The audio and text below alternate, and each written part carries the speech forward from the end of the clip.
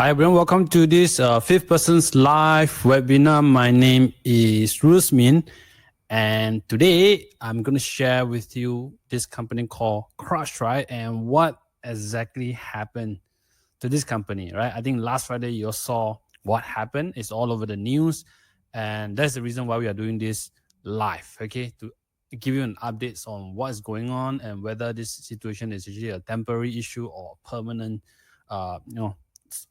problem for the company. Okay, so now if you guys can hear me, just let me know in the chat. Just type yes. Okay, at least I know you guys can see me.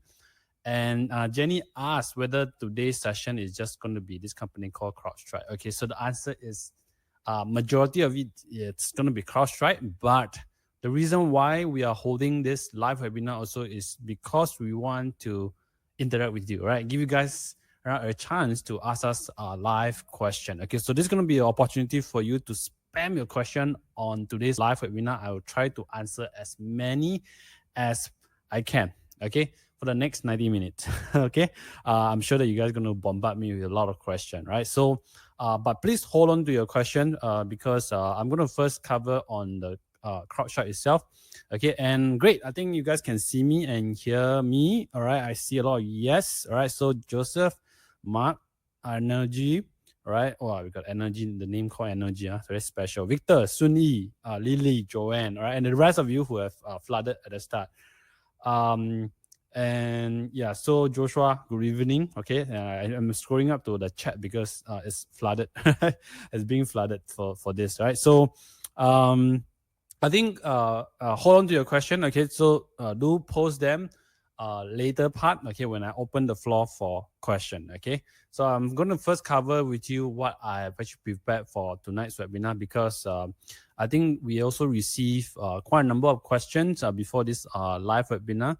And there were a couple of people actually asked a list of a good question. One of them is Elizabeth. I'll try to answer your question, Elizabeth. Okay, and yeah, so yeah, that's the reason why I think we are doing this live webinar, right? So I will try to answer the rest of the question also for those who just join us. Okay, so first, let me start off with my slide. Okay, let me share with you my slide. Okay. And let's talk about crowdstrike. Just give me a second. Oh, I think my PC just crashed. Okay, I think we might have to call off for this live webinar. Okay, unfortunately, I need to do a reboot. I don't know what happened. Okay, so I think I don't know how to proceed. Okay, I think all of you know, right? This is intentional, and this is exactly what happened last Friday, right? A lot of businesses, when they boot up the system, right, opening hours 9 a.m., they turn on their computer, and this is what they were welcomed with, right? This stupid blue screen. Yeah, April Fool is over, right? But I thought that some of you will fall into this. But this is exactly what happened last Friday, where you go to airport, some of the airlines were affected, hospitals were affected, TV broadcast station also were affected, right? So it's all over the place. And I was supposed to pick up my mother-in-law at the airport on Friday, and they had to queue up at KL airport for hours, and they were issuing manual tickets. When was it? When they issued this type of manual ticket, right? That was like donkey years ago. And their flight got delayed, but fortunately, they managed to make it back, right? It's just that, I think there are 4-5 hours delay. But those international flights, you saw what happened to Delta Airlines. I think in the US, a lot of flights were grounded. Thousands of flights were grounded because of this thing, right? People just can't log into the system, can't do the check-in, can't carry out their business, and a lot of business were badly affected. And this is what they were welcome at the airport, right? And there was no screen, just a blue screen of death, all right? And this is exactly the reason why you should use Mac, right? It can't go wrong with Mac. Okay, but unfortunately, a lot of businesses, they still rely on Microsoft because Microsoft allows them to do customization, right? So that's why a lot of software customization still rely on Windows. But for Mac you can't, right? And that's the limitation for that. But because of this outage, a lot of businesses were shut down. Even if you go to the New York Times Square, a lot of billboards, all these were welcome with a blue screen, right? And even at Starbucks, it happens. Um, yeah. So what happened was actually not so much. A lot of people thought that it's Microsoft, right? And you saw in the news people blame Microsoft, but then after that, it found out that it turns out that actually it's actually this company called CrowdStrike, right? They crashes the world, right? IT system. And yeah, so this is what exactly happened last Friday, and I'm gonna explain to you what happened, right? So Christopher already give you a solution. What happened if you had this blue screen of death? This is what you should do, right? Put your Windows in the safe mode, all right, and then delete the file 291.sys. Yeah, this is what a lot of businesses are doing now. I think Christopher must be from some IT background, right? Yeah, but unfortunately, I think until on yesterday, I read the news. I think a lot of flights were still affected. Delta is actually struggling with rebooting some of the systems, so they had to call for the support. Some of the guys from CrowdStrike, Microsoft, I think probably most of the teams were being activated. It was a chaotic moment around the world, right? Even like London Stock Exchange, the system were affected, right? So some people can't trade the share during the trading hours, right? So it was quite unfortunate. And that's where I think a lot of you guys are here today, right, for this particular session, right? And today I'm just going to share with you um, some of the questions that were actually being sent in, all right, even before this meeting itself.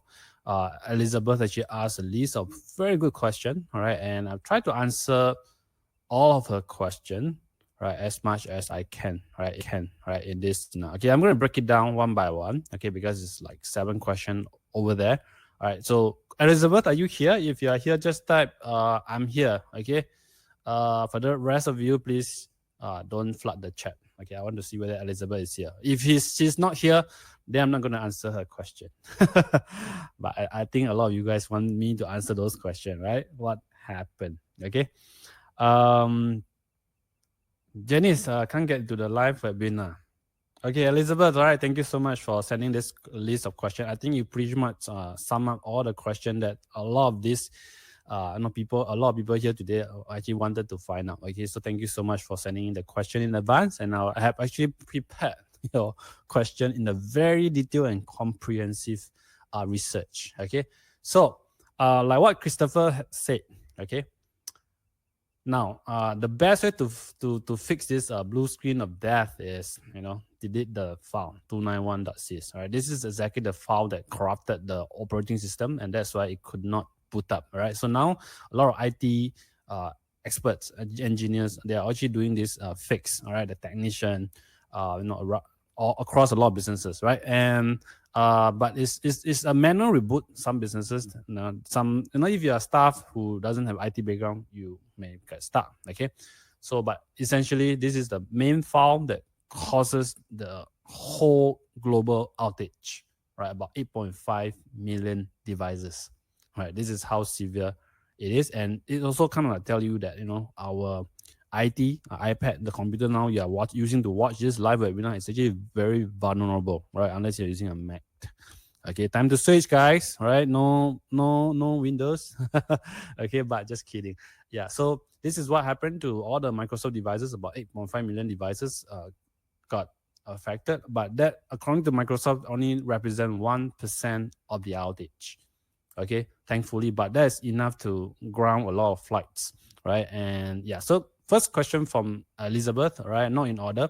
How has the CrowdStrike management team responded to the event? Have they issued statement or taken action that could mitigate this impact? Okay, so now they have released the official statement, all right, and that was actually on Saturday, right? Or on Friday, right? So the outage was actually due to the defect found in the Falcon content, right? So Falcon was a cybersecurity software that actually developed by CrowdStrike, right? And yeah, so they has issued an apology letter to the world. Okay, but that is, I think, not enough, right? And I think U.S. Congress also have called the CEO for interview, right? Had to testify it, and it's almost like a cyber attack. All right, it's just that this time around it wasn't due to a cyber attack, but it was due to a typical rollout that happens with their antivirus software that is installed in the machine, and this antivirus is supposed to protect you, all right, from any cyber attacks. Okay, so with this rollout, because of this buggy file, right, 291.sys, it crippled all the operating system that actually with their installed with the Windows actually being installed in the system itself, right? And that is the main reason. And now they had to roll back to fix back to the to come back to the solution, right? And actually, this is not the first time it happened, right? Even though the company says that only Windows were affected, right? But actually, earlier of the year, right? Earlier of the year, they were issued with Linux, right? And that was I think in July. No, it's not. It's earlier of this year. But no one actually noticed it. But because a lot of only a few minority of companies, a group of people that actually use like Linux as their operating system, and because it wasn't in the news, wasn't popular, right? It didn't catch attention, right? But the problem was quite severe, right, for Windows devices because a lot of companies run their businesses using Windows, right? So you look at the Windows market share, Microsoft actually command about 73%, right? That's why it's very, very severe, right? It's all over the news, right? And Apple actually OS itself actually it, right? So it's not that significant, right? Yeah. So hold on your question, okay? Because I'm presenting, I can't look at some of your question that you have, so I might miss out. So try to ask them later on, okay? But for now, I'll answer some of the Elizabeth question because it's kind of like related to what we want to present today. All right. So what happened to CrowdStrike? If you go and check Google today, CrowdStrike share price had crashed by almost 26%. Okay, as of pre-market. Okay, tonight I think the session is 255. So I think the selling will continue, right? Because the bad news are just getting out of hand, right? It's still coming up, and we're going to go into that, right? What will happen to companies that had this type of outage before? And let's look at some of those companies. I will bring us on an example later on, right? So, and some of you are wondering whether is it the time to buy? Okay, is it time to invest in CrowdStrike, right? And yeah, so before you do that, okay, do your buy or sell transaction tonight, okay? So important to listen to me first, okay? And don't go and blindly follow Cathy Wood, right? Cathy Wood is actually buying. If you don't know, right? Actually, Cathy Wood has been buying since July 22nd. I think this week, I think alone they have scooped up a lot of share using, I think, the ARK ETF, ARK Invest ETF, right? That she's managing. So don't just blindly go and follow her, all right? So this live session, it's going to share with you what CrowdStrike is all about. You need to understand the business first before you invest in that. I know some of you already have shares, okay? And I also share with you what is my take on CrowdStrike if you already own the share, okay? And for those of you who don't own the share, what is my take on that also, okay? So you're going to gain insights on this as well, okay? So first, let's understand what CrowdStrike is all about, right? And why a lot of enterprises uses CrowdStrike. Okay, so the main reason CrowdStrike is actually very popular nowadays is because they provide this thing called EDR, right? And point detection and response. Essentially, is your modern antivirus. In the past, you used to install McAfee, Symantec, all this antivirus software in your devices, right? So those are what I call it as traditional antivirus because they typically requires 100 meg. The program file, the size itself is could be gigabytes. Remember those days where you install those software and you had to do your scan on the devices, it slow down your system, right? And not only that, right? Every day you need to do the updates. So that actually consume a lot of your CPU without you knowing that. It slow down your whole computer. It gets very hot. And now the problem with this traditional antivirus is that they can only detect the known malware, right? Meaning to say that those viruses have been discovered, and they are being captured, right? And the antivirus will register them as a registry, right? So this registry will then be updated into the library of the software in the antivirus itself, and you need to update this registry every day, because every day there's a new attack coming in. You need to keep on updating. And then for those systems who forgot to update their system, they might get the attack, cyber attack, right, if you don't update the system. And that is the problem. And it slows down your computer. At the same time, it's not able to capture those unknown malware, right? And nowadays, a lot of attacks are actually fileless, right? Meaning to say that, right, if you go into look at the report that they have released, actually a lot of cyber attack nowadays actually they are malware free, right? Meaning to say that they don't require any file. Okay, right. Last time when you download certain software without you knowing that, actually, and you install it, actually is like, you didn't know that it's a worm, or it's malicious software, and that was in the past. But nowadays, you might get a cyber attack without you knowing that, without you installing any file. Okay, and how the hacker actually do it is actually they found a loophole in some legitimate software that you install in the devices. It could be a Microsoft Exchange server. Okay, and then they will secretly from there use it to read your emails, for example. Right, you didn't know that you got cyber attack. All right, so that's what exactly happened. And 70% of the attack nowadays are fileless. Okay, and traditional antivirus cannot detect that.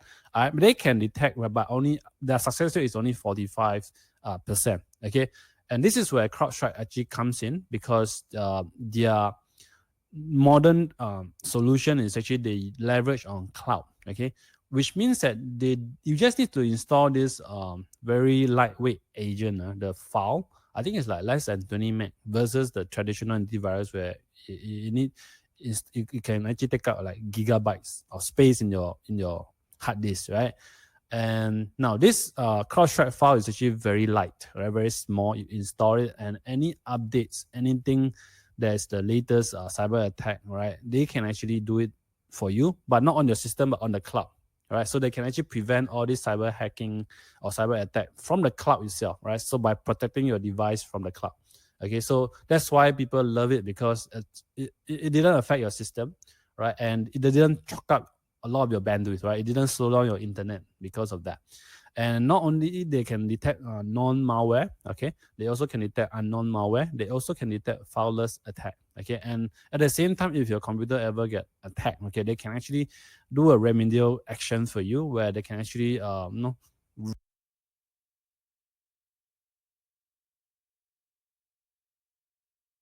access to your data. Otherwise, your data can lock up. If you don't pay the hacker either Bitcoin or money, right, your data are all gone. Okay, so so that's why nowadays a lot of all this attack actually happens on the endpoint devices, right? So these are all your devices, your iPad, your mobile phone, your laptop that you're using to watch this live webinar.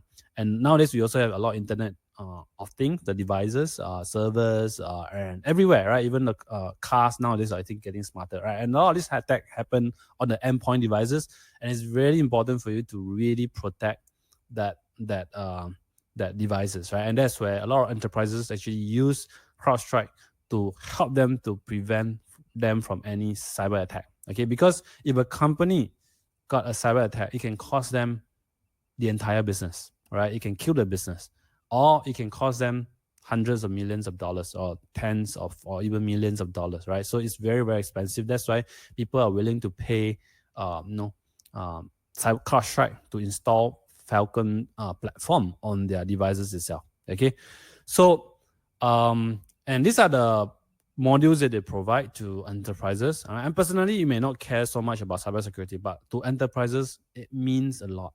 Okay, it really means a lot. Because all this, you're talking about big sum of money. Okay, for you, maybe you lose a couple of or maybe thousands of images, right? Yeah, you got hacked, right? You just need to restore and stuff like that. But enterprises cannot afford to get a cyber attack, right? So they are willing to pay for protection, right? And they have this Falcon Prevent module inside device control, where if you plug in any external USB device, they can also help you to detect that, right? Because some of the ransomware software may come under USB. Right, and they will give you the insights on all the devices that you have, okay, whether which devices got attacked by the hacker. They will give you the report on that, so you get a full picture of all the endpoints that you installed, okay. And on top of that, you can have this Falcon Overwatch, and then more query sandbox. Okay, anyway, all these are a lot more details, a lot more comprehensive for businesses. But what you need to understand is that how they make money is through subscription, right? So if you subscribe, right, to Falcon Pro, you get access to what you're gonna have, right? Here, what are the devices that you want for your companies, for all your staff, your employees, right? And then you got to pay per devices, right? Which is a lot of money. If you add up, one person, I myself already own like 4 or 5 devices. So if I were to protect, I think that would cost a lot of money. And businesses, they don't mind paying for that, right? Because it's a lot more expensive to pay for a cyber attack than this kind of money. Okay, all this to them is a small sum of money, right? They used to target big businesses. Nowadays, they also roll out to a lot of small businesses, right? And if you look at the number of subscription revenue that they are getting, right, which is what they call it as annual recurring revenue, okay, you can see that they have been very, very successful at this, okay. This is their ARR, okay, very, very impressive, okay. This is like recurring every year, this business is so recurring in nature, it's so predictable, right? People love it. And every year they add on new businesses, right? These are the new ARR, right? Because every year there will be new clients coming to them. They just got a cyber attack, so they engage CrowdStrike to help them to fix the problem. So they have to install all this endpoint protection, and then they have to pay them money, right? And existing client also come back to them saying that, I need more modules, I need more capabilities to protect my partner also, right? And then they will have to install all this thing, right? So that's why if you look at their annual recurring revenue, it's like amazing. This company has been growing like 20, 30, 40%, right? In the past used to be like 50% of a clip, right? And then slow down in 2022, and then recently have come back up again, all right? So now, why their system, their antivirus or EDR, right, endpoint protection and response is so powerful is because they have this proprietary IP, right, which they require no human interaction, right, to build the model that they can actually detect hacker from hacking into your devices, right? So they are really good at this, right? And this proprietary IP, it's in the form of what they call it as threat graph, okay? So this threat graph, it's used to, they actually use this machine learning technique, okay, where they actually train 30 billion of events per day from millions of devices, right, that they have their customer installed, right, across different countries, right? Now, when you have all these devices across the world that are getting and receiving real attack, okay, this machine learning will keep on training them. Okay, now there's this new attack. Now I know this, right? And I'm going to apply it across all the devices that my client installed it. So immediately you get the immediate protection from CrowdStrike. And this machine learning just keep on learning by itself. And this is way before ChatGPT era. And that's how they become very, very powerful. Okay. And now the thing about this is that they have like every day, okay, they receive trillions of signals from millions of devices that their customer installed. Okay. And they have stopped 77,000 intrusion a year. Okay, which means that they stop every 7 minutes. There's a new type of attack that happens on any country, okay, and they can actually detect this, and then straight away they prevent this from happening again from all the devices, the clients that they have installed this CrowdStrike, the Falcon software itself, okay, and that's how they become very powerful, right? And this actually created a very strong network effect because the more clients that you have, the more sensors that you're installing, all right, the more points that you can actually measure, because the hacker will come in many different countries. You have Russian hacker, North Korea, right, and then you have a lot of this SolarWinds group hacker, all kind of hackers, right? All this, whatever they're trying to come up with, actually, CrowdStrike can actually detect them using this machine learning technique. Okay, I'm not sure how they do it, but you need to be like computer science or in the cybersecurity space to understand how this, right? So this is what happened here. Okay, which basically this is a very strong flywheel that they have created. Every time there's an event, right, so the AI will be able to detect there's actually a cyber attack, and they will actually prevent it from happening. And as you have more sensor, you have more events, and then that will become a very powerful wheel, right? And then of course on top of that, they do have the Falcon Overwatch team where they have the expert of cybersecurity expert to actually come in and create new form of a virus, right, and strengthen the model and then they also be able to feedback using some of the models that the AI may have missed out. Okay, so that's why there's an ongoing human interruption. At the same time, the AI itself is actually working by itself to prevent all these attacks. Okay, and to date they have not suffered any cyber attack. Okay, until the recent incident last Friday where there was an outage, and that was not due to cyber attack. It was due to the stupid file that they roll out. It was a buggy file, right? They didn't test enough, and that caused the disruption across 8.5 million devices, right? So now the impact, the consequences is as bad as cyber attack. Okay, even if a cyber attack happens, right, it will usually disable all these businesses, right? And that's why it's very severe. Okay. Yeah. And now if you look at their mode, right, the number of customers, because of this track graph, the proprietary IP that they had, right, they actually been winning a lot of customers, right? So if you look at the customers that they have signed up, actually has grown from nowadays, as of today, it's about 29,000 clients that I have with them. All right, I talk about 39,000 clients is a lot. One enterprise can spend millions of dollars with them. Okay, so this is like 29,000 enterprises, right? And this is how powerful they are. And just imagine, right, with IoT devices that will continue to grow over the next 10 years, okay, there will be more devices that need to be protected. So this company was actually in a very nice tailwind, right, where more devices were installed, Falcon software, they need more protection from cyber attack, right? And they was actually they were like, growing very, very nicely until last Friday. Okay, this is where we do this live webinar.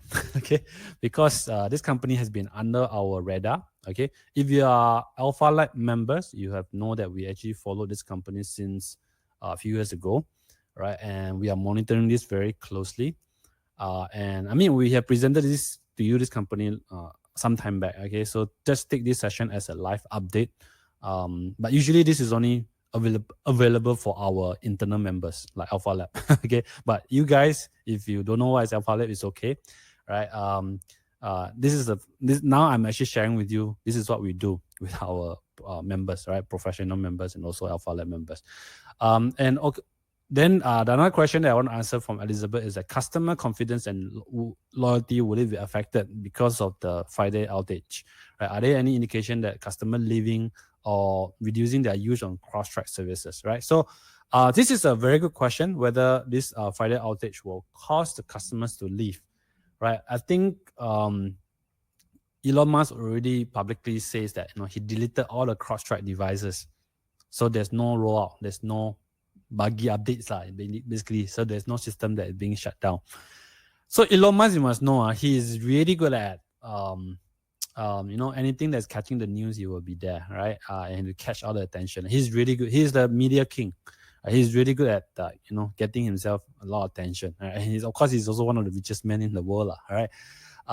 So this actually kind of tell you that Elon Musk, all right, he said he deleted all the crowdstrike from all their system, right? Which means that Tesla, okay, the company he owns, I believe also Twitter, and also SpaceX, right, and Boring Coals, right, and yeah. So I don't know whether how true it is, all right, but let's take it as is true, okay.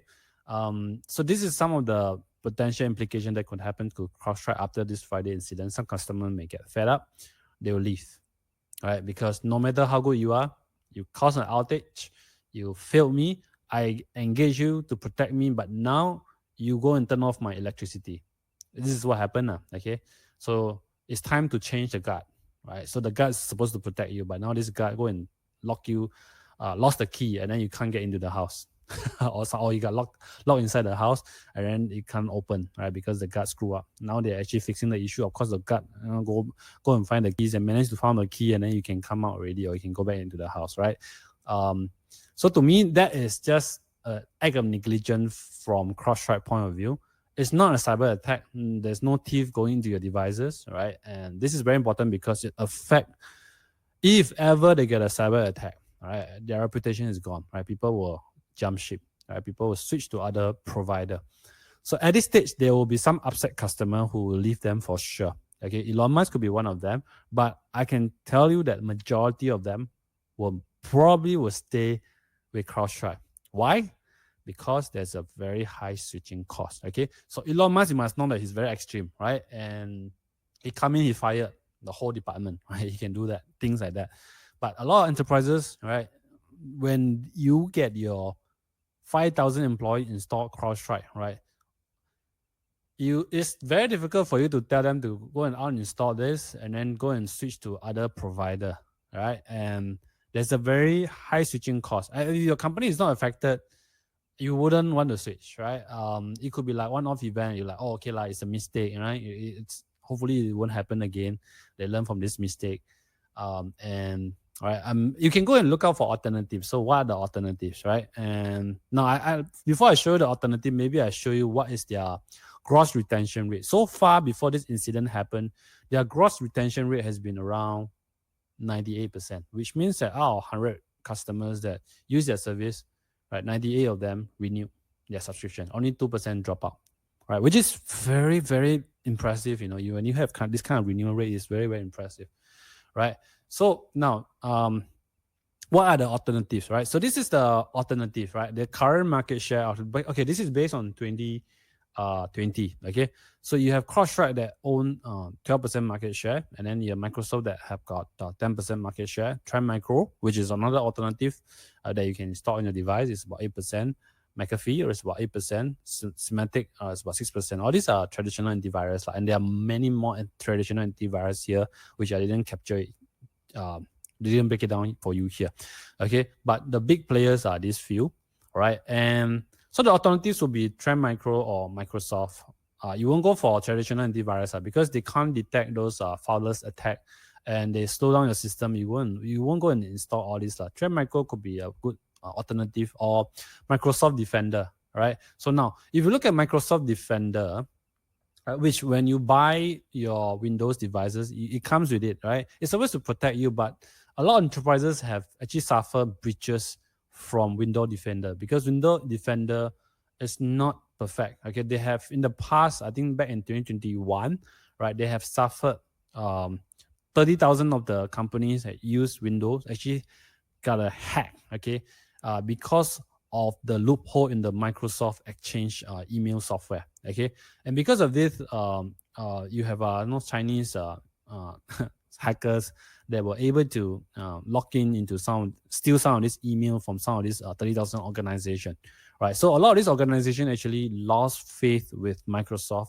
and that's the reason why they switch out.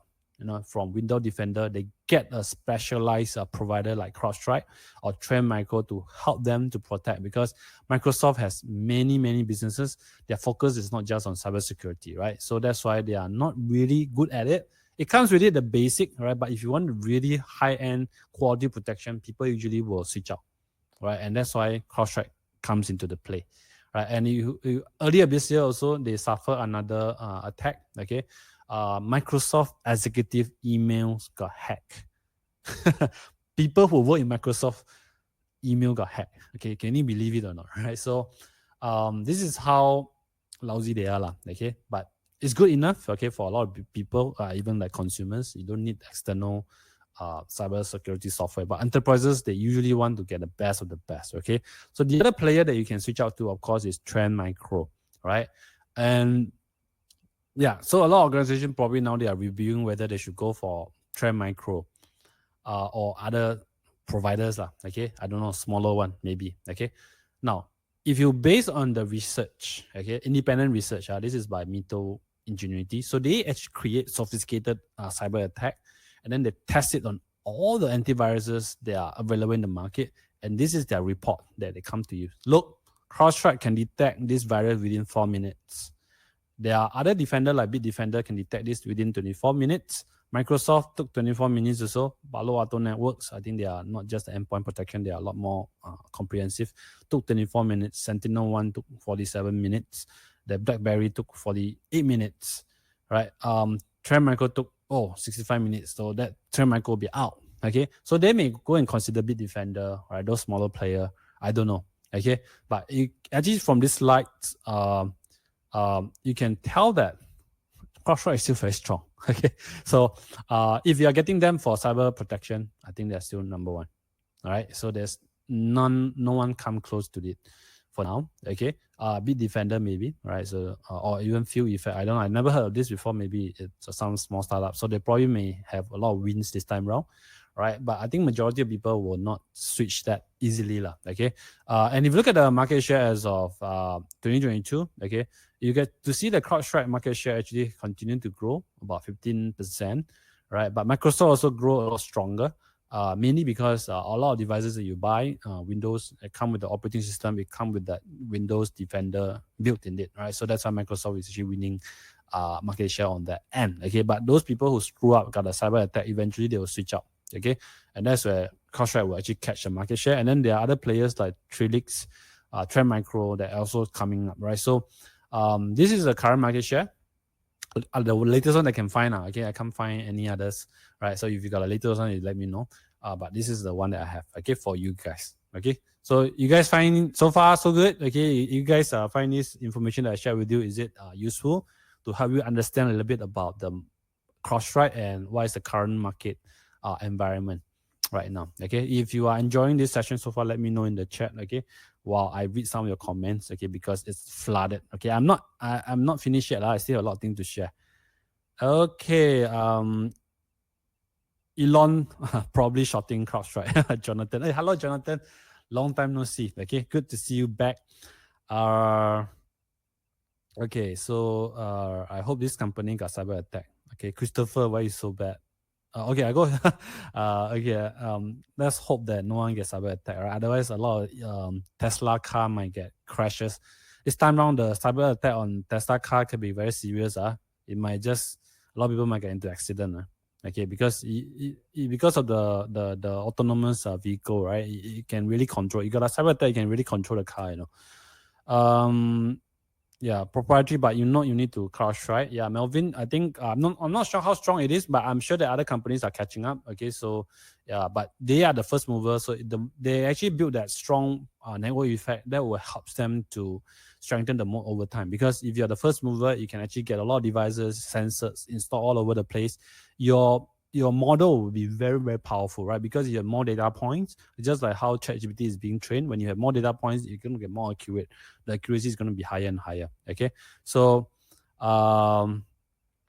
okay, so I think those are the comments that you guys have. Okay, oh yeah, okay, so great. I think you guys are enjoying the session so far. All right, Sina, thank you. Chin Chat. Okay, Corinne. Right. So now, next thing Elizabeth asks. All right, how is the event expected to impact CrowdStrike revenue and profitability in the short and long term? Okay, I'm expecting that they would have to pay damages to their customers.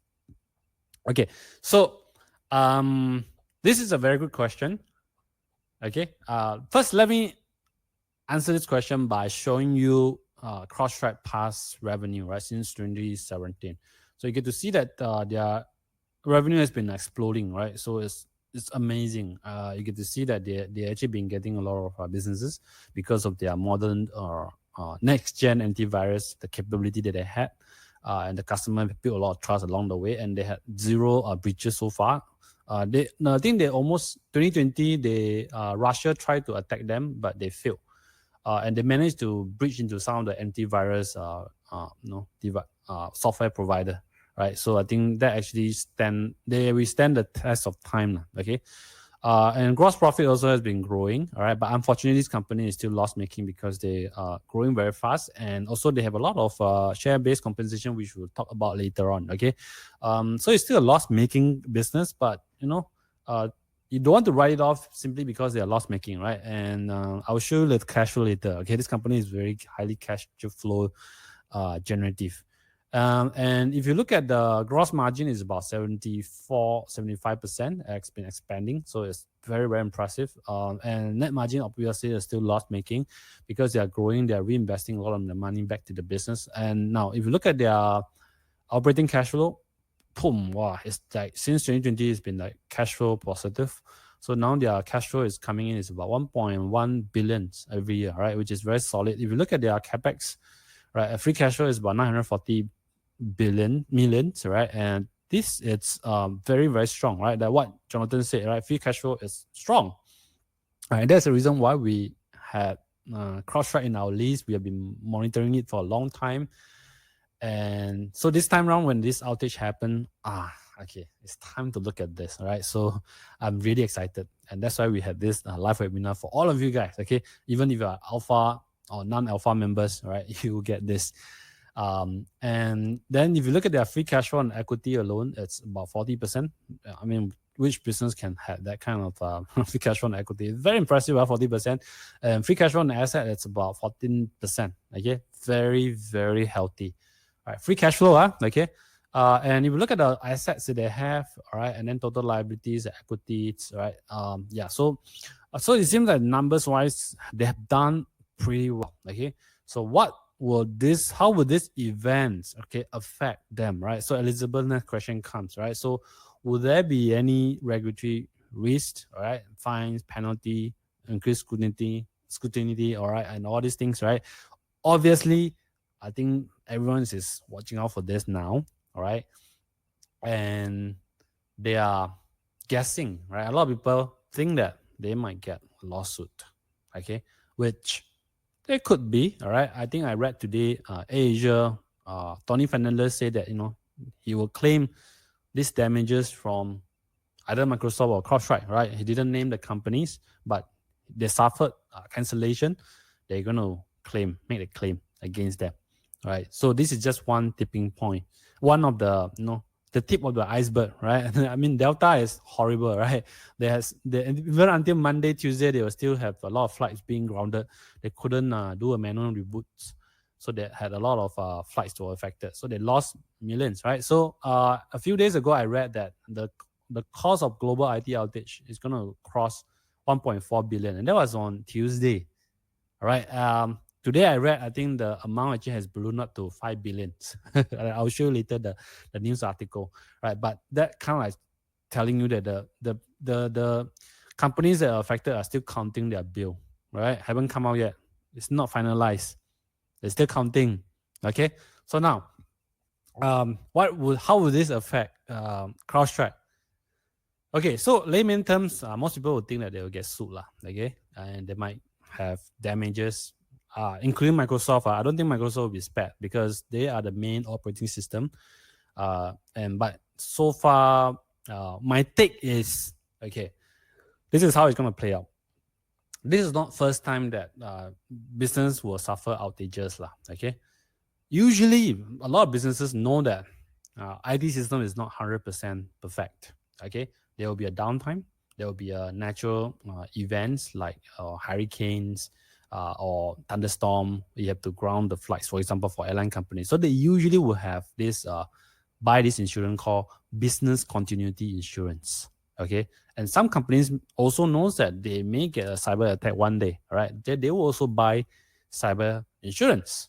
Okay, so businesses usually will protect themselves by buying insurance, right? So when you have business continuity insurance or when business is being affected that is beyond your control, you can claim it from your insurance company, right? And whether it's a cyber attack or not, okay, if a company buys cyber insurance, they should be able to claim the damages from the insurance company because insurance companies are built to bet with you that, if nothing happened to you, I take your money. If something happened to you, I'll pay out to you. Okay, so that's the nature of business. They can't go and claim CrowdStrike, hey, you screw up, you got to pay it. No, they have to do a payout, right? Because that's the core business, right? And so those businesses that were affected, if they got the insurance taken care of, I don't think they will do a claim against CrowdStrike or Microsoft. Okay, that's my take. Okay, but some may be more extreme, like Asia. They may say, "Oh, I don't care. I forgot to buy cyber insurance, business continuity insurance. I go and claim it from these companies that's supposed to protect me but fail on me." Okay, and now they have been saying that insurance companies, some of the insurers are going to have a higher claim this time around. Okay, but I think Fitch recently just came out with a report that the insurance company can withstand this outage, right? So I don't know, okay, but I think some of these damages will spread out to insurance company. Not everything will goes to Microsoft or CrowdStrike, okay. And then I think Jonathan Noto, I saw your comment. You brought a very good point. CrowdStrike had their terms and conditions, okay. The day when you purchase CrowdStrike software, okay, they had this stated very clearly in their terms and condition, right? It's hidden somewhere, I think point 8. They say that, okay, let me find the thing. Okay, it's very small. Okay, according to the TNC, okay, the company is only liable for the portion of fees that are attributable to the CrowdStrike non-performing services. Okay, they are not liable for any damages. Basically, what they say lah. But who gonna read this stupid terms and condition, right? Nowadays, I mean, when you go and sign up buy certain thing, there's a TNC. You just tick on it and then you move on. Whether they can enforce this on the customer this time around, I don't know, right? It may be challenged on court this time around, okay? But they have the clearly legal written down, right? They can say that, I screw up this time around, okay? Maybe you're supposed to pay me $100,000 this year for your subscription. I can rebate you. I'll give you a free complimentary renewal next year, until next year. So there will be a damages on their renewal, right? Because this time around, their gross retention rate will drop. And the existing customer, I believe, okay, may delay their purchase of additional module that they were supposed to buy from CrowdStrike. And that will affect their net retention revenue, okay? So I show you where's the net retention revenue, okay? So this is the impact that it could happen to them, right? So I believe this thing will come down in 2025, okay? And this thing will also dip in 2025, okay? But at what degree, that's, I don't know, okay? But I think the impact will be more serious on these two, okay? I think this will suffer, both will come down, right, for sure, okay? Because if you talk about 8.5 million devices, I don't know how many of the clients affected. If it's like all of them, that can be a problem, okay? So, and there will be a sudden drop in revenue, right? So that will damage their dollar-based net retention revenue, okay? So that's my take on this so far, okay? So they are protected in terms of damages. Whether they can win this against their clients, I don't know. Okay, that's the thing, right? So there's a cyber insurance or business continuity insurance that is there to protect them. Second is their TNC to protect them. But people will still sue them, I think. Okay, so you prepare for the worst to come also. Okay, and now let's look at what happened to McAfee.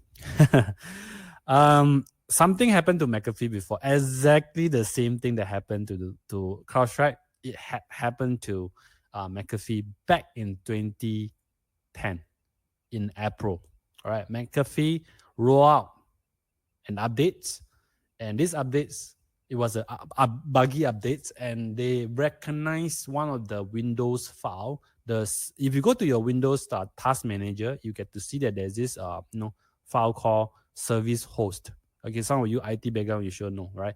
At that time, McAfee labeled this file on the kernel level, kernel, the root of the Microsoft operating system. They label it as a virus, right? And it crippled millions of devices. It shut down hospital. It shut down flights also. It affected millions of customers as well.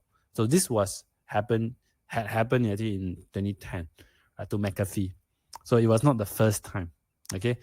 And because of that, McAfee share price also tanked, dropped in 28%, right? So at the time I show you, CrowdStrike share price actually dropped as of today. It has dropped about 26%, right? So they are almost on par now, right? And this is across, so, and it lasted for a few months, right? 4 months. And then subsequently they got, so it dropped about 28%. And then subsequently, fortunately, McAfee got bought out by Intel. They were saved by Intel. And after that, they privatized the company. I tried to find out what happened to them. Did they get sued? Did they suffer any damages, right? Unfortunately, I can only find the information up to 2010 because subsequently 2011, Intel privatized it and they stopped releasing any information about McAfee since then, right? So I couldn't find the lawsuit that follow up, right? I tried to Google it, I couldn't find. So I have no information on this, unfortunately. But what I had for you is that the time when this happened to McAfee, right? The guy were the former CTO of McAfee. And now he is the CEO and the founder of CrowdStrike. And the same thing happened again. So it seems like he didn't make or learn from this mistake. Okay, because McAfee had encountered this issue before, right? McAfee is still around today, all right? It was acquired by Intel, and then subsequently, I think 2021, it was bought out by TPG Capital. It's still a private company now, right? So there's a very limited information that I can find about this business. Okay, so and that's why he got them become very popular, lah, right? For the last few days, because people that, hey, this guy never learned from the lesson, this is the second time it happens. But you got to look back at the time when he started this company. I think it was he started the company called Foundstone, right? And then it was acquired by McAfee, lah, and that was in 2004. And then he became an executive member for 2 years, 2009, 2011. And when that incident happened, he just happened to be the CTO, lah, unlucky at the wrong place at the wrong time, right? Because the McAfee system already there, right? Even without him around, but people just start to blame him because now he's the CEO of CrowdStrike, right? And this is a founder-led business. Just to share with you, CrowdStrike is still run by him. That's why he actually being called by Congress for the testimony. Yeah, and yeah, so some of you say that Ching Yao say maybe he purposely do this so that another business will get buy out very cheap on a cheap valuation, right? I don't know lah. I don't think he'll plan this thing on his own company because he also owned quite a number of share in this company. Okay, but anyway, so what I have found out for McAfee at that time was that I went to their 2010 because the thing happens on April 2010, right? And their financial year ended 2010, and that time they were still releasing their full year result before Intel took them private. And this is the data that I found, and you get to see that the revenue for McAfee seems to slow down at that time. Okay, that was I think in 2010. Okay, so there was an impact on the revenue. Okay, and then because they were growing quite strongly, right? You see like 20-30%, and then suddenly it almost flat, like mid single digit growth. And then I've tried to go and find out whether they have any lawsuit or legal costs that involve. And this is what I found out. Okay, so the impact of the signature file update that were released on 2010 was minimal to their revenue. Okay, and then I went to dig in further. I went to the footnotes. I found out that the amount that was affected from deferring their revenue from the existing client, some of the clients that were affected, was actually amounted to 6 million. Right, and they actually out of Goyo, they say that, oh, you don't need to pay this 6 million, you can defer it to next year, right? I give you extension until next year, and they have to recognize this revenue a year.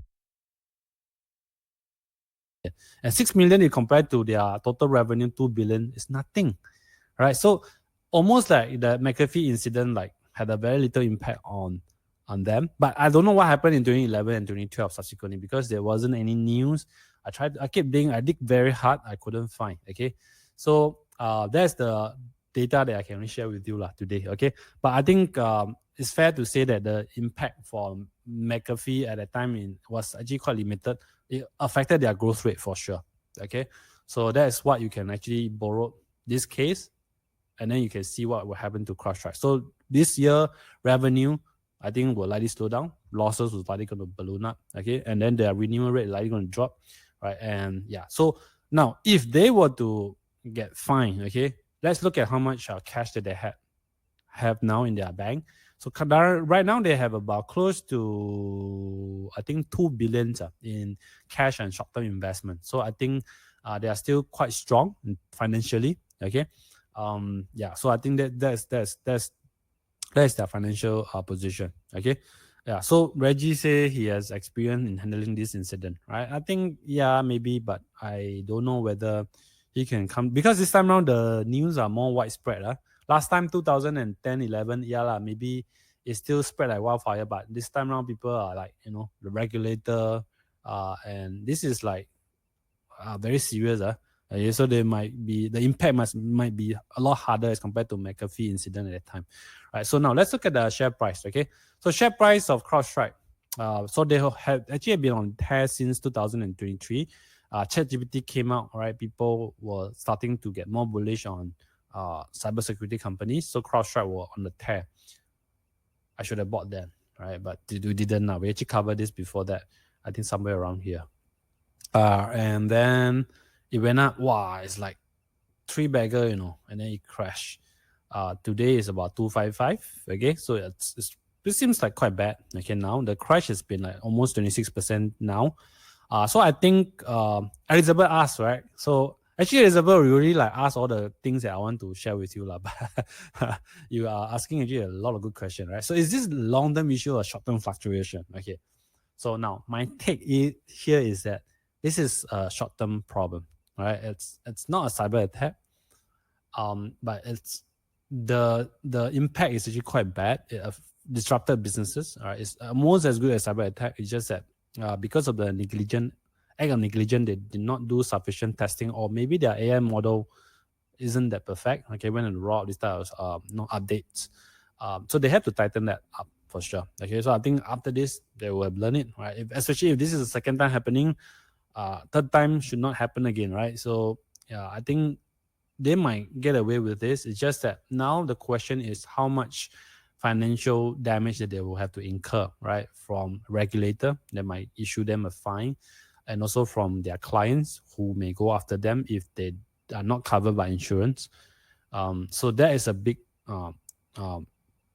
question mark right now, right? So the dust haven't really settled down yet. It's still like, the bomb just exploded. It's still very blur, right? You cannot see very clearly. So my take is, don't do anything first, okay? Wait for the dust to settle down first, right? You look at McAfee, 4 months, the share price didn't move, right? So I think this thing will still continue to drop. The share price will drop, right? If I'm the shareholder of CrowdStrike, I will get out first. Lah. Okay, back in, because I really think share price will continue to drop, because there are more things that are being unpacked now. People are counting the bills, right? More bad news is going to come out, and investors will get more bearish. And nowadays, with the news that spread like a wildfire, right? People sentiment will not recover so easily. Okay, so I think this one need to take at least a year, right, for things to really normalize. Half a year to a year to normalize it. Right. So for now, we are just observing, right? But of course, if the price has fallen to a level where it becomes very attractive, obviously, we might not even want to wait for the dust to settle down. We might start to go in. Okay. So the question is, what is the magic number that Rusmin is looking at? Okay. I'm sure you all want to know what is my magic number that I'm looking at. If yes, type yes in the chat. I actually had calculated the number. If they ever fall into this level, right, I will start to buy. I don't care whether the dust settle down or not. I will start to go in, right? YK say if price drop to 100 plus, yummy. Yeah, YK already had a price in mind. Okay, so now let's look at the valuation first, right? Price to sales, okay, for CrowdStrike in the past. Ken actually has been waiting all night for this. Rusmi, you talk so much. Just tell me what price. Okay, so I need to explain to you the business first. I don't want you guys go and blindly buy. Okay, and you're not supposed to buy because this session is not a recommendation to buy or sell, right? So I show you disclaimer first. Okay, very, very important. Where is my disclaimer? Here. Okay, disclaimer. Okay, this session is not a recommendation to buy or sell. Okay, so don't come and tell me, Rusmin recommended this. No, I never. Okay, I'm just sharing with you what happened. And as an investor, what is my take on this? So, okay. So remember, this is very important disclaimer. All right, so now let's look at the evaluation, okay? Because this is actually very important, and it kind of gives you an idea how the market has been treating CrowdStrike in the past based on their price to sales multiple. Right, so this is their latest price to sales. At this stage, now they have fallen to about 19 times. Okay, so basically this chart shows you, for those of you who are not Alpha Quadrant members or Alpha Lab members, right? So this is one of the valuation method that we use to assess whether a company is cheap or not. Okay, so if it's like in this case, the price to sale, basically we just take the share price over the share revenue per share for CrowdStrike, and then you measure it. If it's on the high side, means it's expensive. Okay, you got to be more careful if you are looking this as an investment. Right? Big people are very bullish, right? And like here in 2022, 2023, right, it's very bearish. This is one of the good time to buy. Same thing here, right, in 2020 when COVID hit, right? So you see their price to sales just dropped to all-time low at that time, right? So this is one of the moment where you want to go in and start to see whether this is really opportunity. And this is one of the best time to really go in if you think that the problem that they're going through is really just a temporary issue, right? So this is and then I'm going to draw you the average price to sales, okay, based on 3 years. I'm not going to be based on 5 years. Okay, based on 3 years average. 5 years will be higher, right? But I want to be more conservative right now because now they are going through this, worldwide bad news. So they are going to get a lot of attention from this. So you see the average price to sales 3 years is actually at about, I think, 25 times, right? So now it's actually slightly undervalued already, okay? But whether we're going now, I don't think so. I wouldn't want to go in at this level, right? The level that I'm looking at is actually when the price to sales start to drop to at least 15 times, okay? Which means that when the price start to reach $180, okay, I'll be very interested to look at this because they have hit their near the low level valuation when the sentiments are very negative, which is what happened back then in 2023, early 2023, because there was a slowdown in 2022, right? A lot of companies crashed their share price and then their growth slow down, right? And then suddenly it resumed back, right? So now it's coming back down, okay? So now 15 times price to sales is a good time to start to look at that, okay? But if you want no-brainer, 10 times. All right, 10 times price to sale. I think that will give you the share price of about 120, 130, right? Thereabout. Right. So that is like, all-time low valuation. Whether they will exceed this level, it depends on how big the damages is, right? The bigger the damages, I think this thing they might broke this thing. All right. So for right now, even if it reached the 180, depends on the news at the time, okay? But based on now, I'll be very interested. Maybe I will break down my purchases into a few tranches, right? I won't go everything all in at 180 for sure, right? I will probably wait. I mean, maybe let's say I have like 10,000 for this company. Maybe I'll deploy first 2,000. Right, drop to 150, another 2,000. Okay, drop to 130, another 2,000. Drop to $100, 2,000 or even 4,000. Right, but again, that may change if let's say, this is not temporarily. This one I think will kill the company. Then don't. Then you should not buy it because the price will like crash all the way down. Gone. It'll be gone. Right? I don't think it will kill the company. It's just that because this company is too important to die. Okay, so I don't think they will die. It's just that how much the fine they will get is the big question mark now. No one knows. I don't know. You come and ask me, I also don't know. I'm not like I know all their clients.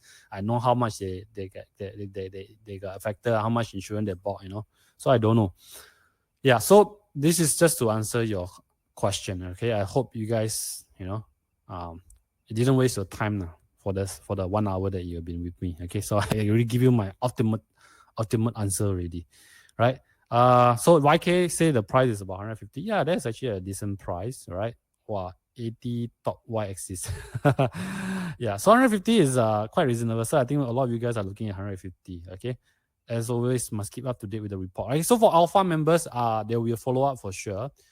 We will have this forum where you will chat. Okay. We can continue all our conversation there, right? But for those of you who are not our members, I'm sorry, I can't give you any updates on this, but you can continue to keep yourself updated, right? And then change your game plan as more news are being revealed over time.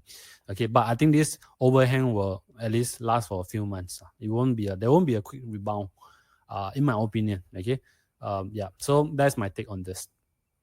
Okay, and the other things that you want to track is insider trades. All right, I'm actually looking this very closely. So far, you see, insiders are selling. This you can go to Data Roma for this. It's free. The Kurtz actually has been selling. Actually, it's quite normal for a lot of US companies to sell. Okay, I'm not like blaming them. He sell. That's why he planted this virus. And then after that, he can use the money and buy back. I don't think this is done on purpose, right? No one will go and shoot the bullet on themselves, shoot on their own foot. Yeah. So, So if it started to see a lot of insiders are buying. I think we are pretty much get a clearer picture and better conviction. If that start to comes in, then I will be like more look more closely, even if the share price is like 200, I was like, oh, very interesting. Okay. These insiders already know because they know a lot of information we don't know. They are dealing this live, right? And they know whether the common clients will go after them or not, right? So because they interact and they actually liars with some of these big clients that they have. Okay. So that's actually my take for this. So I'm monitoring this very, very closely. Okay. So next question, right? So how are the broader market conditions influencing the impact event on CrowdStrike share price? Are there any macro factors that could amplify or dampen the effect, right? So like I said, this thing was still is being played out, right? The dust haven't settled. It's going to take few months, and analysts will downgrade them. I think more analysts will follow the suit. Okay. And you get to see that the cost actually has ballooned up to 5.4 billion. I don't think all this will go to CrowdStrike. Some may be have to be borne by insurance company, even Microsoft. Okay, so far there are so many outages. I think Microsoft they get away with it, okay, right? And now Microsoft is also blaming EU. Right? Look, if you don't give the kernel access to third party, this thing would not happen. That's Microsoft claim because CrowdStrike as a cybersecurity company, they get access to the kernel level, which can actually they have the capability to shut down your service or your system if there's actually cyber attack, right? And this actually was given a permission by EU at that time because they don't want Microsoft to become the only players. They have the full power, the monopoly, right? So EU actually block it. They say, hey, you have to do a level playing field for other third parties, right? Otherwise, you're going to monopolize the market, and EU doesn't want it to happen.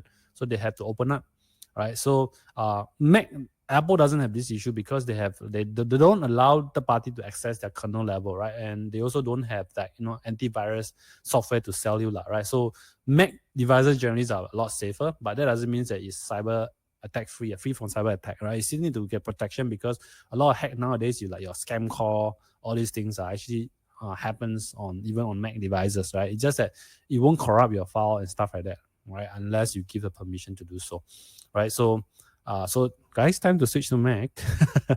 Okay, and that's why I'm using Mac. I'll show you my Mac. Okay, Mac. I have to show you my Mac first. Okay, this is Mac.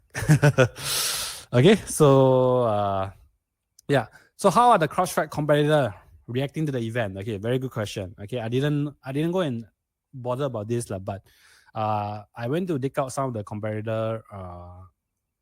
Okay, so these are the share price performance. You have SentinelOne, Trend Micro. SentinelOne, I think, is not. They do have an endpoint protection, but they are I think stronger in the cloud space, right? And Trend Micro, Palo Alto, Microsoft, CrowdStrike. These are all listed entity. Trend Micro is listed in Japan. I think the rest are all in the US. Okay, so this is the share price performance as of today. I think CrowdStrike by far is the worst. It's down more than 25%, right? I think more to come. All right. So I hope this answered most of the question, Elizabeth. Okay. Very good question. Thank you so much. All right. And yeah, but I need to warn you that some of the risks that with regards to CrowdStrike, right? If you're deciding whether to invest down the road, in CrowdStrike, you need to bear in mind that the risk with CrowdStrike is actually quite high. Okay. And one of it is actually breaches, right? Although they are really good at stopping cyber attack, right? So far, they have zero incident on this. They have built their reputation on this. One day, you just need one smarter hacker that is better than their AI system, or you may have a quantum hacking capability to hack into the system, right? Russian hacker or North Korean hacker, and their clients suffer breaches. It may kill the company, all right? So if that ever happen, I think they'll be gone, right? So this is one of the risks that you need to bear in mind, right? So like I said before, Russian hacker tried to breach their software before, they failed. They couldn't, right? So SolarWinds got a very bad attack, and I think there are also some companies like FireEye also got hacked, but they couldn't break into a CrowdStrike system. That's how powerful they are, right? And yeah, so and Microsoft also had quite a number of breaches in the past, so I think people had already lost trust on Microsoft. I don't think they will ever go back to them again. Okay, so yeah, but these are some of the risks that it could happen. could ever happen, right? So SolarWinds also, I think ever since they got attacked, a lot of their clients got attacked, the share price have been like, doing terrible, right? And the other reason is that this company, it's, even though they are cash, a lot of it are actually stock-based compensation, right? So they have been issuing a new share to reward their employees, and because of this, that's why it eat into their net profit, right? So all these employee expenses are actually being net off in the income statement. But on the cash flow statement, they actually added it back, right? That's why the cash flow is actually very strong. And they expect that the dilution to be around 5 to 6%. And this company didn't do a lot of share buyback, and that's why the dilution actually stays. And you can't blame them because this is a company where they started from a small company, so they need to attract a lot of talents. So they paid their executive quite well.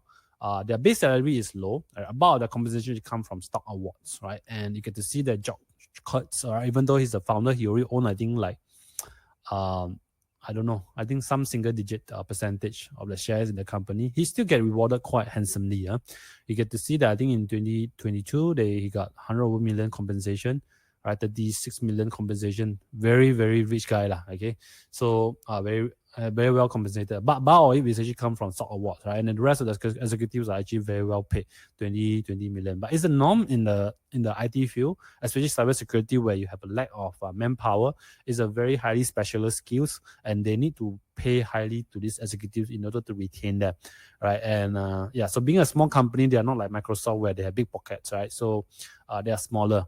Right. And also talking about Microsoft having big pocket, if they ever had a hack, right, and they got sued, Microsoft had a big pocket to really prevent themselves from falling. They can hire those expensive lawyer, right? But CrowdStrike as a small company, they may not be as strong as Microsoft lah. Okay, so and a lot of compensation that coming from George Kurtz actually based on the price hurdle, right? So, and fortunately, I think CrowdStrike price has been doing very well. That's why he actually managed to unlock all this compensation, and that's why it's actually been a lot higher. Okay, but bear in mind of the potential dilution, about 5 to 6% every year, and not every investor like this. I don't really like this, to be honest. Okay, but I like the business that they're in, the runway that they had, right? And this current problem that they are going through is actually, I think, it's a temporary issue. Right, I might be wrong. All right, so that's why it's very important if you are looking at this as an investment.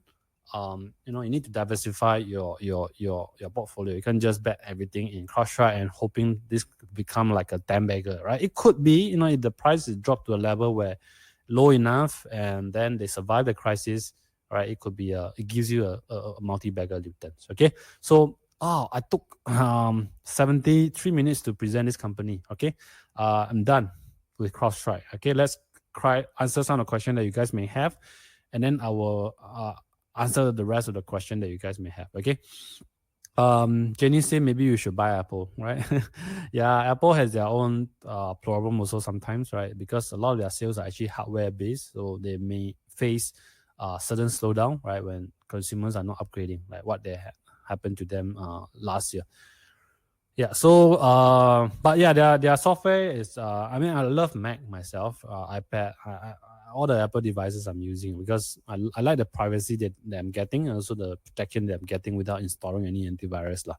Okay, so if you have any question about CrowdStrike, right, please keep it to CrowdStrike question, and then I will try to cover another question that is asked by Mei Yi. Okay, because she sent in early, I want to give priority to her. Okay, so those of you who never sent in early, I can only answer on the spot if I see it, because there's going to be a lot of questions coming from you guys. Okay, so I have to be fair to Mei Yi because she put in the effort to send to email us. Okay, so I just show you the Mei Yi question here about ETF. Okay, but before I go into ETF, I just want to answer any question related to CrowdStrike. Okay, so now is the time to type your question about CrowdStrike, not anything else. Okay, I'm not going to answer if you ask me other things. Okay, I took some profit on CrowdStrike a few months ago. I'm mindful of the risk. Okay, so Jonathan, congratulations. All right, so you got out at a very good timing, right? Actually, CrowdStrike valuation is very rich before the incident happened, right? So good for you. You are really good at, timing this, or you already know that this thing is gonna happen. That's why you get out. You must be the one. I'm just joking. Yeah, but congratulations, right, for making money on CrowdStrike.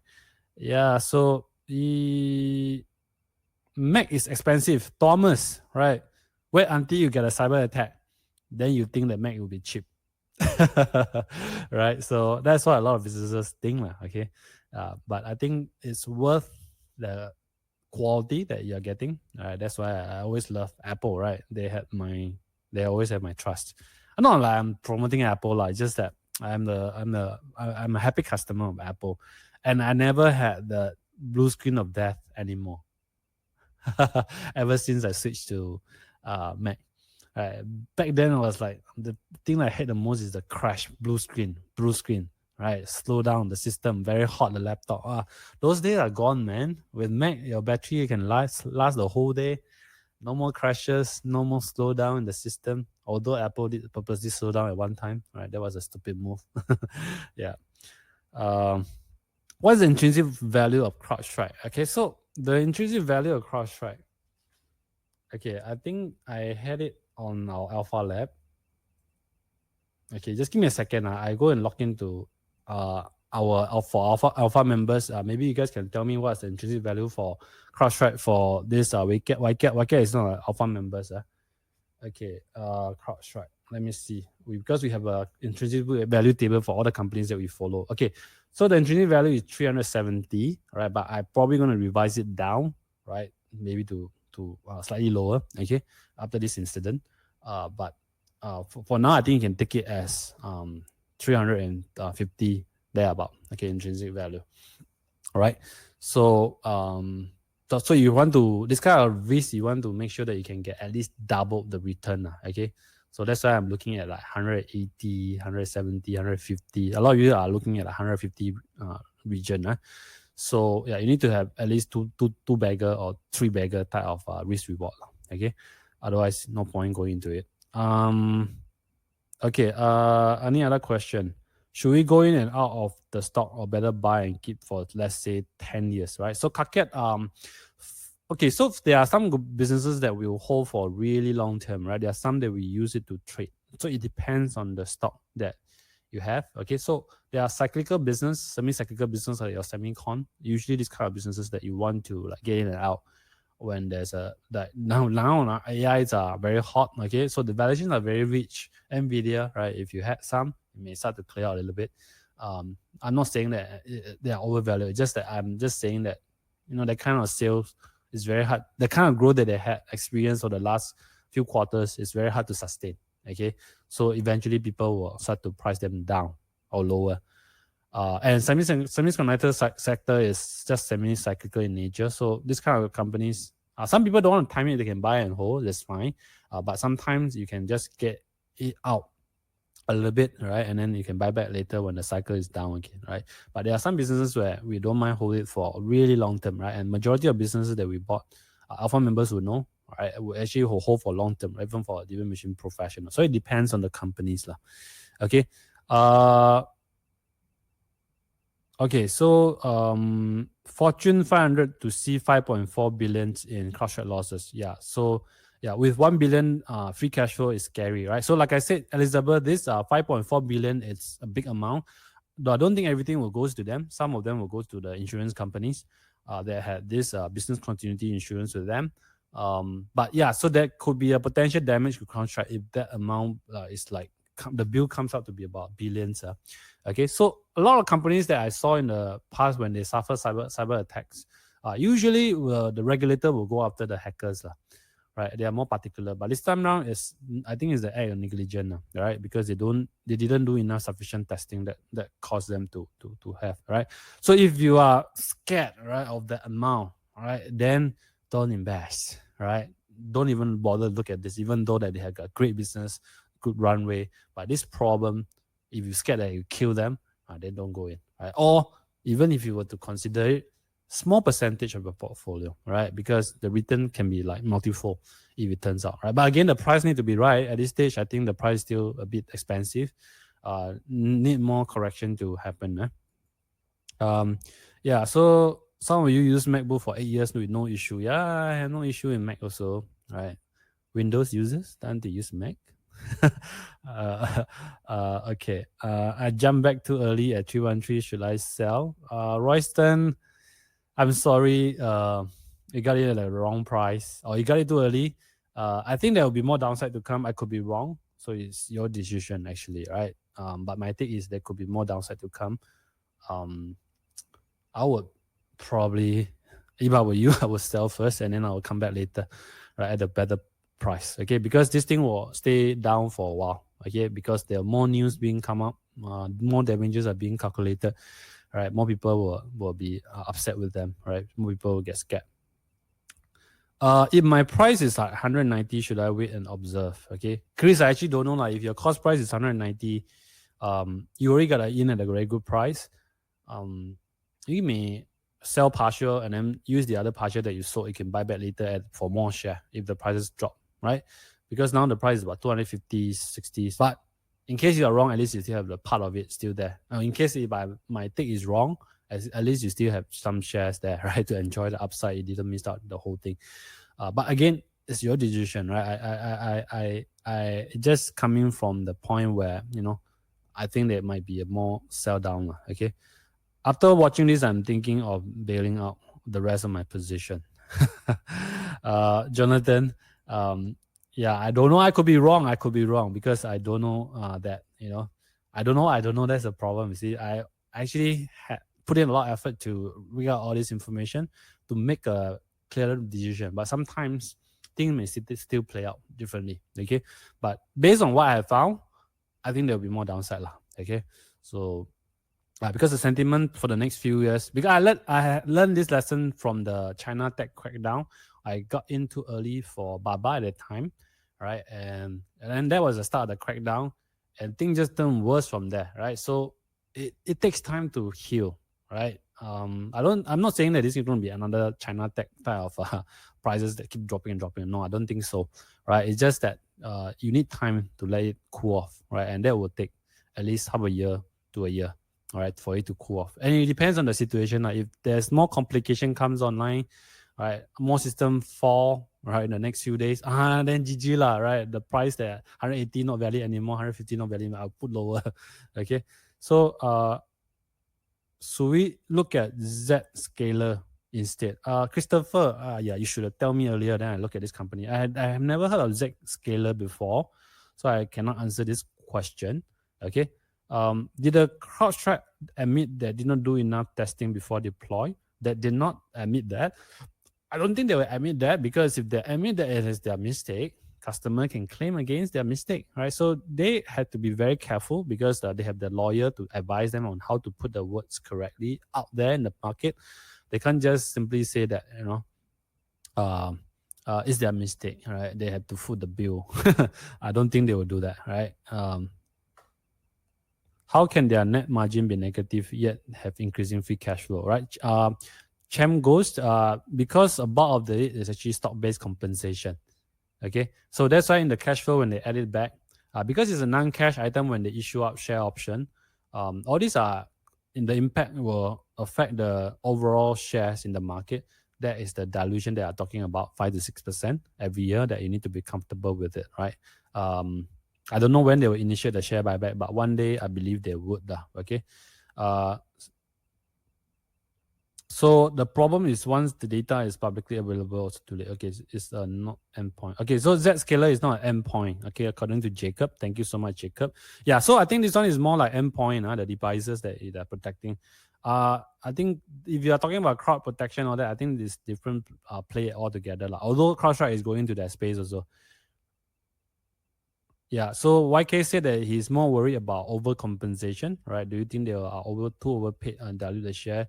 What are the compensation amount compared to the revenue in percentage, right? So I think stock-based compensation can be quite significant for this company. I'm looking at, I think, at least like high single digit of their revenue. Okay, so that's where the dilution that comes in. Okay, but because their growth is so fast, and now with this incident, of course, the revenue is going to get hit for sure.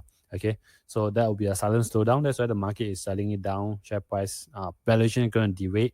So that will invert. The price to sales chart that I share with you actually will start to invert, right? Yeah. Okay. So any more question that I missed out, please type it again, because I might have missed out. Any good cybersecurity ETF that we can invest as a way to diversify? I don't know, Thomas. Good question. Okay, you should have submitted this question early. Then I can go and dig out for you guys. Okay. But it's a good question. For Is there any better investment or equivalent alternative if the customer leave? Okay, so this one I already answered, Vivian. Is Palo Alto not a better offering than CrowdStrike? Palo Alto is actually quite profitable, according to Alexandra. Okay, so Palo Alto is they do provide endpoint protection, but I think they are more comprehensive in terms of protection. Their growth is not as superb as compared to CrowdStrike. Okay, so I have not looked at Palo Alto in depth. Okay, but I do know that they are not just endpoint protection provider. Okay, so most companies approach them not for endpoint protection alone. Right, so any possibility that some company will switch to Apple after this incident? No. I think with this window screw up system being screwed up, I think there's a very little choice or option where people will switch to Apple. They will buy a lot of Macs, and right? Suddenly, we can't, because Apple doesn't allow you to do program customization, right? That's why a lot of businesses still use Linux or even Windows, right? So Windows is the most common one in the market, and Microsoft didn't take a beating, right? Even after this incident. Look at the share price; it didn't drop like low single digit, right? Because people felt that the mistake was due to CrowdStrike. And this is not the first time that Microsoft had outage. People know that when they buy Microsoft, they will have an outage like this. They have a blue screen of death. So they kind of know, like, I expected. Okay, I don't know whether I'm being mean or to Microsoft users. But yeah, if I'm a Windows user, I do expect that to have this blue screen of death sometimes, right? That's why it's important to have the insurance, right, for enterprises. Right. So, okay, I have one more question because I want to answer ETF question. Any opportunity to look at insurance company after the dust has settled? I don't think you will want to buy insurance company because of this. Insurance companies, maybe, I don't know who specialize on cybersecurity insurance, because a lot of insurance players, they are typically cyber business continuity insurance is just one part of their umbrella. Right? They may have this P&C insurance, property and casualty insurance, they have life insurance, right? So I don't know. I don't look at that space. And there are insurance companies that we look at, but typically we focus on life insurance player, not on the cybersecurity space. Okay, any more question? NYSE open in 6 minutes from now. Okay, everyone is like eyeing for it. Okay, I may be overly pessimistic about this. Okay, but let's continue. All right, before we wrap up the session for this evening. Right, so Mei asked this question. Sorry, Mei, for holding you back. Mei, are you here? Just type, I'm here. Okay, if you are here, at least I can answer your question. If you're not here, then I don't want to answer your question. Okay, just type, I'm here. Okay, yeah. So Mei email a few question. She had this 3 ETF, CSPX, SMH, QQQ. Right. So yeah, Amy is here. Okay. Hello. Yeah. You are not Mei, yeah. Amy and Mei is different, Okay. Mei lah. Okay. All right. So the question is, okay, it's, can I focus on CSPX, SMH, or QQQ? Will CSPX overlap with QQQ, right? So CSPX, it's basically is an ETF that mimic S&P 500. Okay. Okay, so yeah, there's a CPO that mimic 500. So it's one of those ETF that we think that is one of the best out there, because you don't get the estate tax. You don't, withholding tax is only 15%. It's a lot better as compared to your SPY, okay, your SPY ETF, because it's a low cost, okay, and the total expense ratio is only 0.0%, right? So the question is, so this is a very good ETF that I think you can look at, okay? And the other ETF that you mentioned is actually QQQ. I think QQQ is also pretty solid because they have a lot more focus on technology, right? And they only have like 100 holding versus CSPX, which own about 500 shares, right? The 500 largest companies in the US. And your exposure to IT tech sector, which is your Magnificent Seven, is only 32% with CSPX. But if you want higher concentration, you should go for QQQ, right? So, and then you have all these best companies out there, right? Microsoft, Apple, Nvidia, Amazon, right? So all these are innovator, right? And they are leading the front, especially the generative AI revolution, right? And then you ask whether should you put in SMH, which is a pure play ETF that focus on semiconductor sector. You have your NVIDIA, TSMC, Broadcom, SML, right, and all your equipment provider for semicon, and Intel, Micron, Samsung not inside. I think Samsung is inside also, but it's a lot more concentrated. You only have 26 holdings, and actually my take is that you should not have exposure in this sector lah. Okay, if you want to have exposure in this sector, because all these are more like a hardware providers, right? You should actually also bet on the software providers, like those that are in Investco holding, right? Your tech, which have higher concentration. So I'd rather bet on this than this, right? And your expense ratio, I think you're looking at 0.35%. It's not that high, okay? Unless you are very clear you want to have semiconductor space players. This sector is semi-cyclical. Now it's actually on a bit on the high side because of this Gen AI, NVIDIA run-ups and all that stuff, right? But personally, I would not buy this ETF, okay? But I was also consider QQQ, right? Because it has higher concentration. Of course, the risk is a lot higher. But if you're more diversified, then CSPX would be the way to go. Because it gives you that 500 holdings, it gives you that market rate type of return. It's done pretty well, okay? And the holdings inside is pretty solid, right? So, and then your question comes from the other one, right? Will CSPX overlap with QQQ? Yeah, the answer is yes, they'll be overlapping.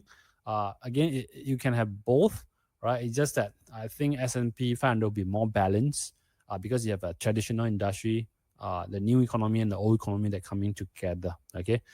But if you want the new economy only, if you think that the future is all about AIs, machine learning, EVs, right? Then QQQ will give you that better exposure. Okay, it's fine to have both lah. Okay, yeah, but it's the only one, then I'll go for CSPX. Okay, that's my choice lah. Okay, also considering between QQQ and SLG. SLG, it's okay. What is this? Okay, SLG is this one. All right, this one, yeah. So LG is actually the top 50 S&P 500. I think don't waste your time. Okay, just go straight because the management is 0.2% and they only focus on the top 50. I will rather go straight into QQQ, all right, or CSPX, like I said. All right, but again, no harm because you're talking about 50 holdings versus 100 holdings in QQQ, right? Yeah. So to me, ETF is really broad diversification. That is the play that I want it to be. I don't want it to be thematic, right? And you can do it as a thematic, but I want more like a market rate return, right? So CSPX so far I think is the best, right? Okay, so I hope that answer your question. Okay, so I sold. I'll buy back later. Wife know the best. Jonathan. Okay, so I hope I answer your question. DK asks, would there be a chance to look into CapitaLand China Trust next time? The dividend yield is now close to 10%. DK, I don't think you should waste your time on CapitaLand Retail China Trust. Don't get tempted by the high yield. Personally, I think that the retail market in China is really tough, right? Especially if all the e-commerce players that are getting stronger over time. Nowadays, do you know that you can get everything delivered through Meituan, right? Because we follow Meituan. And you don't even need to go to malls to get all your necessities, like your Watson, your medicine, your flowers, your food. Everything can be delivered in China, man. Right? In Singapore, you still prefer to go down, but China, everything, a lot of new gen, they order almost everything online. So they are so powerful. And e-commerce market now, the penetration is already 30%, and they think that it can go up to 40%, and that will not be good for retail malls over there, right? Although people still like physical interaction, but there will be a lot of cannibalization from these e-commerce players. And on top of that, the land title in China, a lot of them are very short. They are looking at like 30 years, 20 years, and a lot of China retail trusts, their leases there are all very short.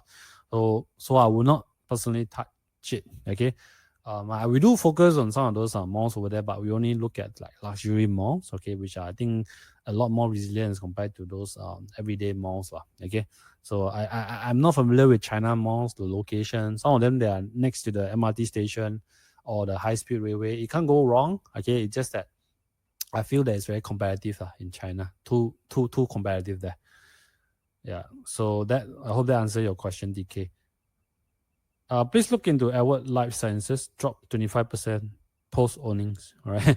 Adult licenses. Okay, thank you, Jacob, for that. Okay. We have a lot of companies to look at, lah. Okay, but we will try to look at it. Yeah. So now I just want to give you guys a bit more time to ask some of the other questions that you guys may have. Right. So Kevin highlighted that cybersecurity ETF called WCBR. Right. Thank you, Kevin, right, for answering the questions on my behalf. Okay, thank you. I should bring you here on the show. Yeah, so if you have other questions related to this webinar, it may not be related to CrowdStrike, just type them in the chat. I'll try to stay back for another 15 minutes to answer your question, and then we're going to call it off a day, okay?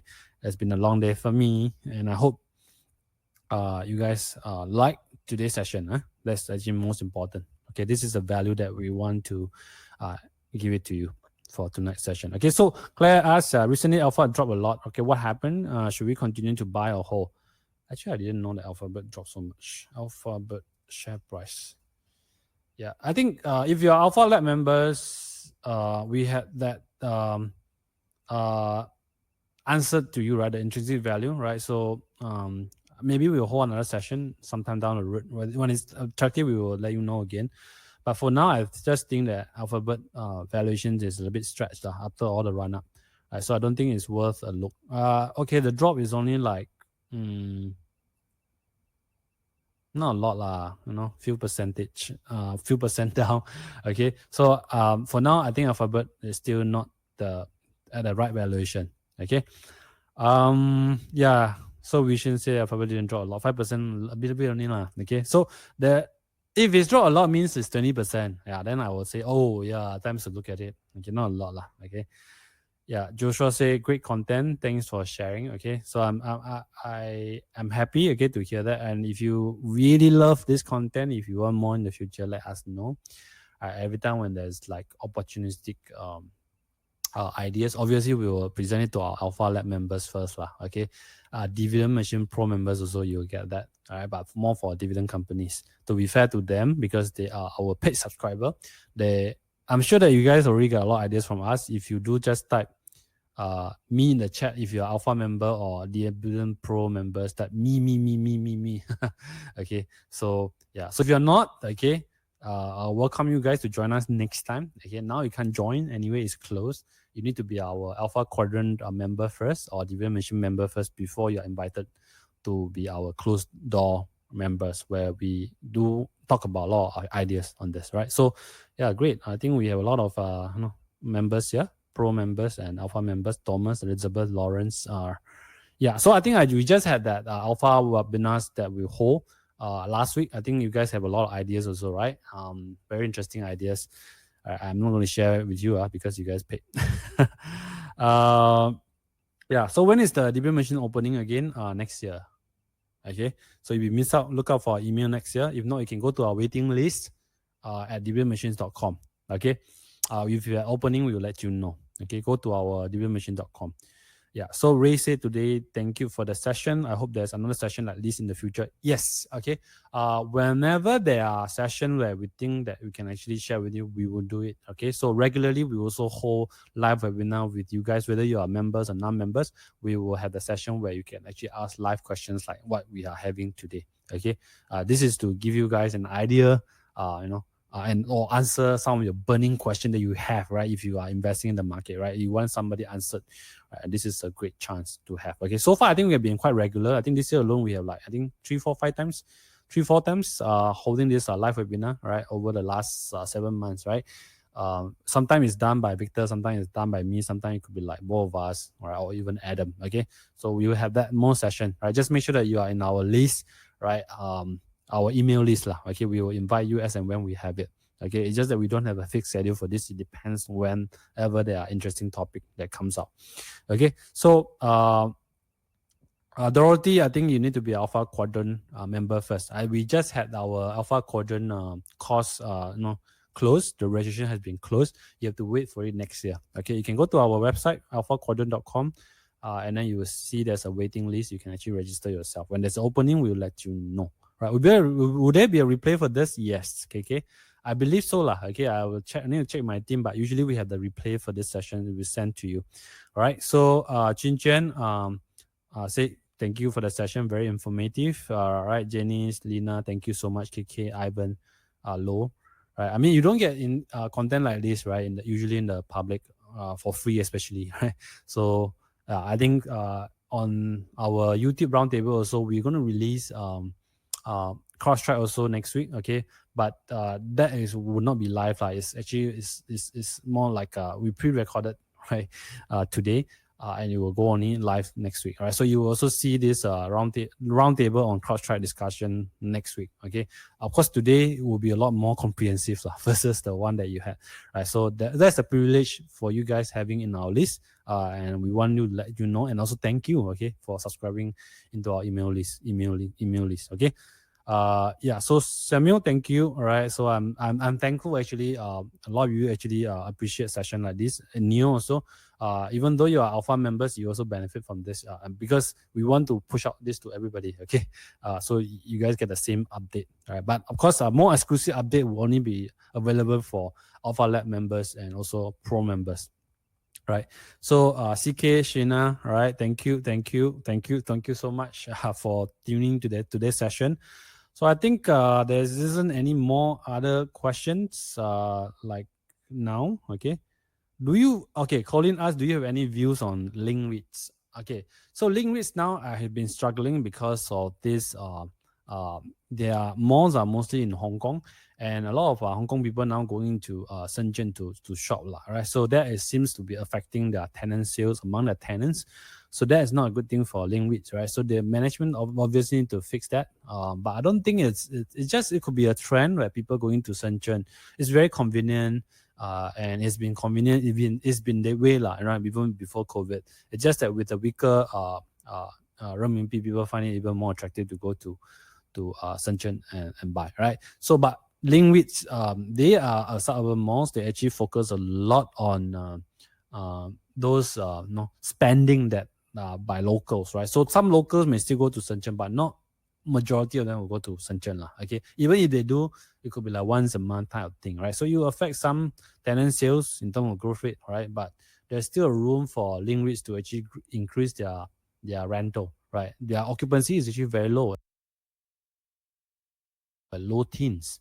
Usually for retail landlord, the occupancy cost, right, is about 15%, 18%, right? But for link REIT, it's still very, very low. So I'm not that concerned, even though there's a trend towards that Shenzhen over there, right? But there's a short-term pressure on this. And given the valuation is actually very attractive, I think it's still a very good REIT, right? It's a very well-managed REIT, right? So, okay, so I think that's pretty much it, right? Where is CSPX listed? I see many versions where on Google, right? So if you go to your broker, you search CSPX. I think that is the only one that you can actually find. Okay, or you go to your interactive brokers, right? It's an Iris based domicile, and it's not your typical SPY type of ETF where you're gonna get your estate tax up to 40%. But the CSPX doesn't have that issue. Okay. So yeah, with that, I'm done now. Okay. I know you guys have a lot of questions. I can't answer all of your question. Okay. Yeah, we will try to do more sessions like this in the future, and then we will try to answer some of your questions also. Right. If you are already existing member, you can post it in the forum or Q&A, and I will try to answer some of those questions later. When we have that. Okay. So thank you so much for attending this live webinar. All right. And yeah, it's been a pleasant evening with you guys. And I hope you guys had your wish come. Share price of crowdstrike dropped to 150. I'm wishing for that actually. Okay. And then we will be looking more closely. If we ever take action, I think Alpha members, you'll get notification on that. Right. So thank you so much for tuning in. All the best, happy investing, and I wish you, successful investing in your journey as well. Okay, so thank you so much. Cheers. See you guys around.